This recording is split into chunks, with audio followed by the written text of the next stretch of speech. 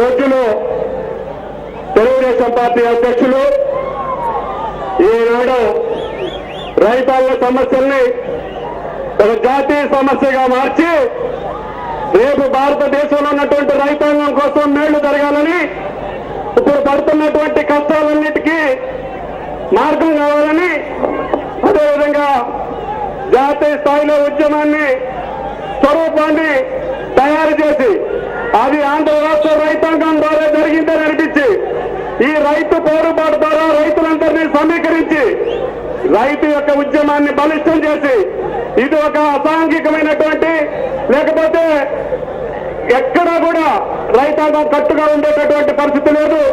అందుకని ఇదందరినీ సమైక్యపరిచి రైతాంగ సమస్యలు తీర్చేదాకా తెలుగుదేశం పార్టీ మీ వెంటుంటుందని ఈనాడు తెలుగుదేశం పార్టీ అధ్యక్షుడు ప్రతి జిల్లాలో రోజు పాదయాత్ర చేసి పొలం నడిపి రైతులు కలిసి ఈనాడు ఆనాడు తెలుగుదేశం ప్రభుత్వ కాలంలో రోజులు ఎన్టీ రామారావు గారు ముఖ్యమంత్రి అయిన తర్వాతనే రైతు కాలు వేసుకొని తిరిగే రోజులు వచ్చినాయి. రైతు తలగడ్డ చుట్టుకొని ముందుగా పట్టుకుంటే ఒక నమ్మకం జరిగింది, ఒక విశ్వాసం దొరికింది. ఇది రైతు ప్రభుత్వం అని చెప్పుకునేటటువంటి ధైర్యం వచ్చింది. ఆనాడు ఎన్టీఆర్ ప్రభుత్వాన్ని చంద్రబాబు గారు ఆధీనంలో ఇంకా సంక్షేమ దృష్టిలో అదేవిధంగా రైతాంగానికి కావాల్సినటువంటి అన్ని విషయాల్లో ముందుకు తీసుకెళ్ళాం. కానీ 7 సంవత్సరాలు రైతాంగాన్ని పండగ చేశామని, వ్యవసాయాన్ని పండగ చేశామని చంద్రబాబు దండగన్నారని చెప్పి దండగ వారిని మాట్లాడినటువంటి కాంగ్రెస్ పార్టీ ఈనాడు 16,000 మంది ఆత్మహత్యలు చేసుకుంటా ఉంటే చేత కాకుండా గదిలో పడుకున్నటువంటి ముందులాంటి ప్రభుత్వాన్ని ముందుగా పరివేసేటువంటి అవసరం ఉంది. కొంతమంది చెప్తున్నారు చంద్రబాబు 9 సంవత్సరాలు ఏం చేశాడో ఈ రోజు ఏ ముఖం పెట్టుకొని వస్తున్నారని. ఇక్కడికి వచ్చి ఎంసో ప్రాంత రైతులు అడగండి, తాగడానికి నీళ్ళు ఉన్నటువంటి ప్రాంతానికి నాగార్జున సాగర్ ఎత్తి పొదల పథకం ద్వారా సాగర్ జలాన్ని మళ్లించినటువంటి ఘనత చంద్రబాబు గారిది అని చెప్పి మనం చేస్తున్నా.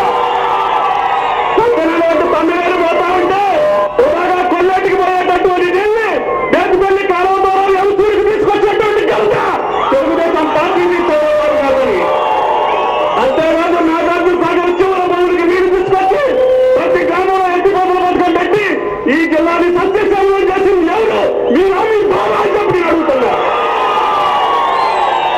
ఏ రాజకీయ పార్టీ మాట్లాడే రాజకీయ పార్టీని వేదిక మీదకి రమ్మని చెప్పి అడుగుతున్నా. ఖమ్మం జిల్లాలో 3 లక్షల ఎకరాలకి నీళ్ళు ఇచ్చాం, పెదవాకు ప్రాజెక్టు పూర్తి చేశాం, తాలిపేరు ప్రాజెక్టు పూర్తి చేశాం, కుట్టలేరు ప్రాజెక్టు పూర్తి చేశాం, మైనరిగేషన్ బ్యాంకు గిరిజన ప్రాంతంలో ఆళ్ళకి నీళ్ళు ఇచ్చినటువంటి ఘనత తెలుగుదేశం పార్టీని కాదని నేను చెప్పి అడుగుతున్నా.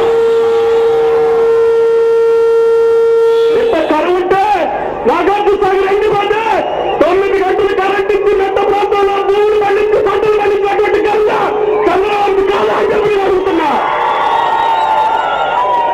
ఈనాడు ప్రాజెక్టు పనులు పోతుంటే మొన్నమోది ప్రభుత్వం పంటలన్నీ కట్టి రైతులు తప్పి ఈ చంద్రబాబు అనేటటువంటి హక్కు కానీ దమ్ము కానీ ధైర్యం కానీ ఏ పార్టీకి ఉందో చెప్పమని చెప్పి నేను అడుగుతున్నా.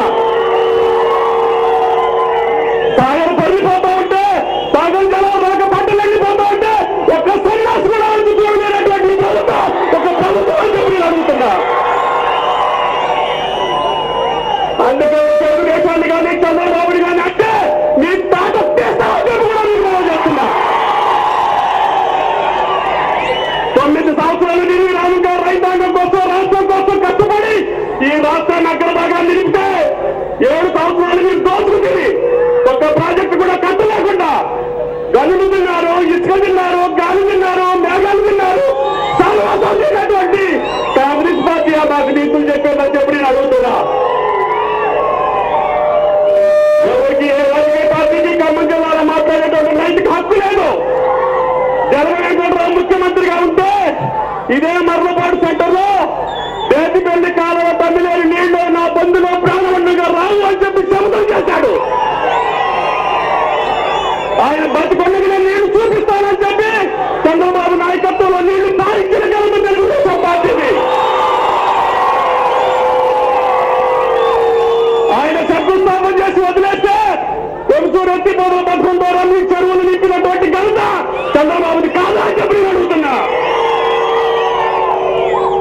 అందుకని రైతాంగం కోసం ఎవరైనా ఏదైనా చేశారు అంటే తెలుగుదేశం పార్టీ చేసింది. ఎన్టీ రామారావు చేశారు, చంద్రబాబు చేశారు. ఈ ముండవోపి నాయకులు ఎవరు చేయలేదని కూడా అడుగుతున్నా. ఈ దిక్కుమల్ల పార్టీలో ఇవాళ మాటల కోసం, ప్రెస్ కాన్ఫరెన్స్ కోసం టీవీలో మాట్లాడటం కాదు. ప్రజల్లోకి కిరణ్ కుమార్ రెడ్డి వస్తున్నా, మీ తాత వస్తున్నా, కేసీఆర్ వస్తున్నా, మీ తాత వస్తున్నా. వాళ్ళు జాగ్రత్త పెట్టుకొని మాట్లాడమని చెప్పి అడుగుతున్నాం. అందుకని రైతాంగం మొత్తం కూడా తెలుగుదేశం పార్టీని గుండెల్లో పెట్టుకొని పోషిస్తా ఉంది.